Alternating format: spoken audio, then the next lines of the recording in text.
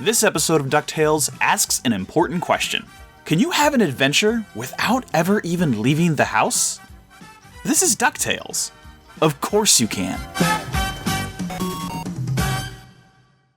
When the creators of the new DuckTales reboot first started talking about the show, they made a point of saying that they wanted adventures of all kinds. Local adventures in Duckburg, big adventures that spanned the globe, and even a few adventures that never even left McDuck Manor. The alliteratively titled McMystery and McDuck McManor is exactly that. An adventure, and a mystery of course, that doesn't even pass Uncle Scrooge's front door. And actually, it's an episode that starts off as a pretty normal day. I mean, Uncle Donald is freaking out, Webby is playing with crossbows, just something is off. Today is Mr. McDuck's birthday. His birthday? Okay, people, we are in crisis party planning mode. Louis, start a guest list. Dewey. Absolutely not. That's right, it's Scrooge McDuck's birthday. Unfortunately, the old man hates it.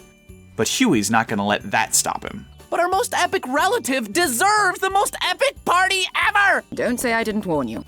He's gonna love it. Huey's time to shine! It's a pretty simple premise. Scrooge doesn't like celebrating his birthday, but Huey wants to throw him a giant party anyway. And naturally, everything goes wrong. Starting with the birthday boy. Scrooge initially thinks that his surprise party is actually a home invasion. Turns out it's just an invasion of his privacy. Despite Huey's meticulous party planning, Scrooge spends most of the party silently brooding, annoyed by his great-nephew's insistence on super planned, mandatory fun. Eventually though, Huey breaks his great-uncle down and convinces him to let a magician perform a single disappearing illusion on him.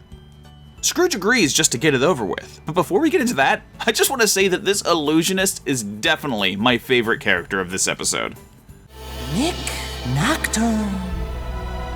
Spelled with 2 Ks, because I made the C's. Disappear. Nick Nocturne may be a stereotypical overblown magician, but I just love how he evokes the over-the-top showman vibe. He reminds me a lot of Job from Arrested Development, and his intro includes my favorite pun of the episode. Missed opportunity. That's fantastic. Anyway, Nick Nocturne and Huey eventually convince Uncle Scrooge to go into a disappearing box. But when the lights go out and come back on, the box is destroyed, and Uncle Scrooge is missing. But he's left his wallet behind. Scrooge isn't just gone. He's gone missing! Huey realizes that they now have a mystery on their hands. Someone has kidnapped Uncle Scrooge. And the prime suspects are the party guests, who all turn out to be a who's who of Uncle Scrooge's local enemies. Wait, how did you know it was me? It's always you. And it always will be! This turns out to be a great showcase of why all the DuckTales villains are so funny. It's like a best of Mark Beaks, Ma Beagle, and Flintheart Glumgold, peppered with a lot of great gags with the boys in between. And you know what the best part is about those gags? You can see them twice. Before this episode aired in the US, the cast of DuckTales did a live table read of the script at an event in Disneyland. I like this episode, but I might like this table read even better. In the show, there's this gag that Dewey is wearing a Daft Punk-like DJ helmet, and he can only talk using sounds from his keyboard. And in the table read, his voice actor, Ben Schwartz, also delivers most of his performance through a keyboard. Can't get that helmet off, can you? Oh no! That's really funny, and I don't know, there's just something really delightful about watching this cast tease and play with each other while doing their lines. The whole thing is available to watch on the Disney Channel YouTube page, and you should definitely check it out. The fun of a mystery episode, however, is about the mystery. So I'm a little hesitant to spoil that mystery here, but there is one thing I want to mention. So consider this a spoiler warning. If you haven't seen this episode yet, you might want to tune out now. I won't reveal everything about how the mystery unfolds, but I am going to talk about one big reveal briefly. Got it? Okay, consider yourself spoiler warned. I specifically wanted to talk about one big reveal, something that happened at the very start of this episode in its opening moments. Here it is. Webby is talking about Scrooge's birthday. I don't know. He hasn't had a good one since before his old butler Duckworth died. That's right. This is the Duckworth episode. the story that tells us what happened to the butler character created for the original DuckTales show.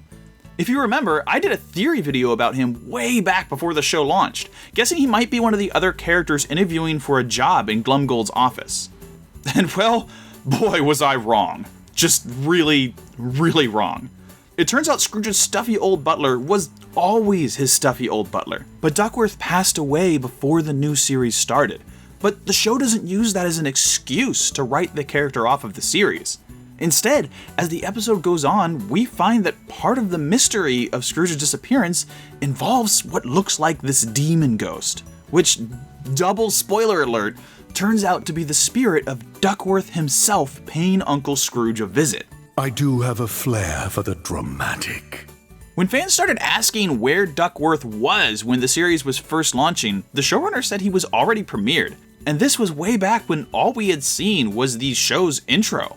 And yeah, technically he's in there, but you never would have guessed that he was the ghost chasing the kids in the dark. Personally, I think the most interesting thing about this twist, though, is that it suggests that this ghost Duckworth is gonna stick around. At the end of the episode, he talks to Mrs. Beakley as if he's merely come back from a long vacation, and Webby isn't fazed by seeing this ghost Duckworth in the room at all. Hey, Duckworth. I'm really looking forward to seeing if he becomes a regular character and how he integrates with the family. As for the rest of this story's twists, well, it's better if you just watch this episode for yourself. It's a fun one, and it's worth watching both in its final animated form and as the live stage reading. That's it for now, though. I originally wanted to talk a lot more about Duckworth, but I just don't have time this week for multiple videos. If you'd like to see more of my thoughts on that, let me know in the comments below, and maybe I'll make another video on that later. Either way though, thanks for watching as always. Hit that like and subscribe button if you want to, and like I always say, take it easy, Internet.